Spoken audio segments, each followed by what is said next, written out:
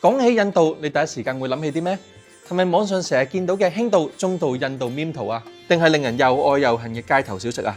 其實呢個擁有5000年歷史嘅文明古國，絕對比你想象中更加震撼、更加不可思議。我哋今次嘅行程會帶你一腳踩入印度文明嘅核心，由洗滌心靈嘅星河恒河，再親眼見證世界7大奇蹟之一嘅泰姬陵，同埋氣勢宏偉嘅虎撲堡，當然唔少得品嚐正宗印度美食，感受色彩斑斕嘅市集，仲會親自體驗印度禿禿添。我係 Traveller 無袋裝有創辦人 Everett。印度係一個我好中意嘅國家，反覆到訪過印度嘅唔同地區。啱啱2、3月份，我親自再到印度一次，為重啟印度之旅作最後檢閱。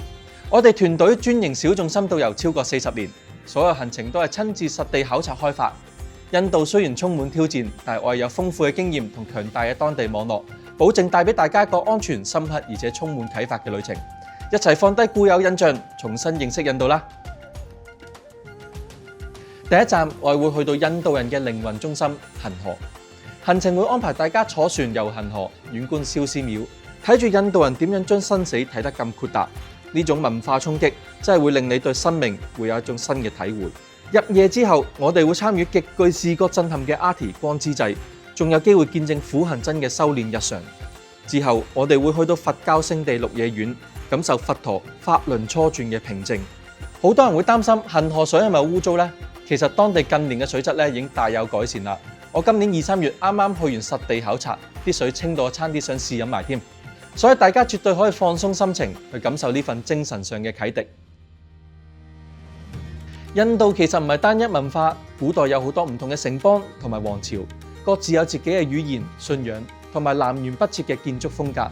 去一次印度就好似去咗幾個國家咁樣。我哋會帶你穿梭唔同嘅時空，由象徵蒙兀兒王朝極致浪漫嘅泰姬陵，去到拉賈斯坦邦氣勢磅礴嘅虎撲堡，同埋阿育王時期嘅鹿野苑。每一個古蹟都係一本立體嘅歷史書，展現住印度文明嘅多樣性，保證令你大開眼界。去印度最特色嘅交通工具莫過於禿禿。今次我係會親自安排大家試坐禿禿，感受最地道嘅交通方式。我哋嘅交通體驗非常豐富，喺虎撲堡有機會騎大象上山，喺恒河會坐小船泛舟，俾大家喺河面飄燈。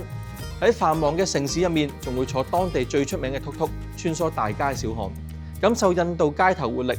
當然，為咗大家舒服同慳時間，長途旅程我會安排內陸航班，配合舒適嘅冷氣旅遊巴，俾大家玩得貼地之餘，又唔會覺得辛苦。講到食，網上成日有人講笑話，肚痛分咗輕度、中度、印度，搞到大家對印度嘢食又愛又恨。實情係點？大家放心，我哋全程安排高級衛生嘅餐廳同酒店飲食。最正嘅係，我哋知道大家都想試街頭小食，所以我哋會特別安排酒店大廚為大家炮製安全版、衛生版嘅街頭小食，等你安心品嚐最地道嘅風味。除咗正宗印度菜，行程仲會穿插其他菜式作為調劑，保證大家食得開心又放心。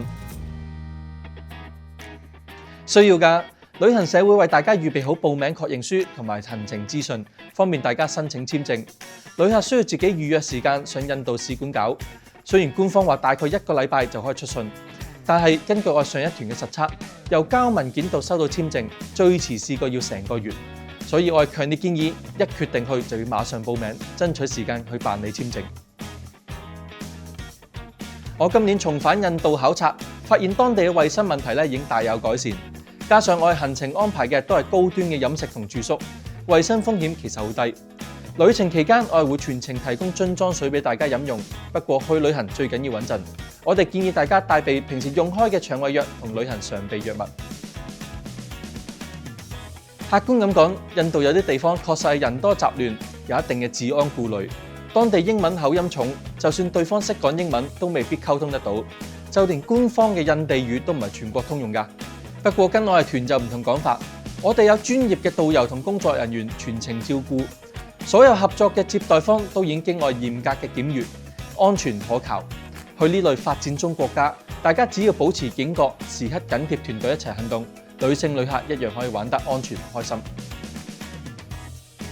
印度有好多木雕、石雕等嘅手工藝品，價格唔貴，但要有心理準備，需要花好多精力去講價。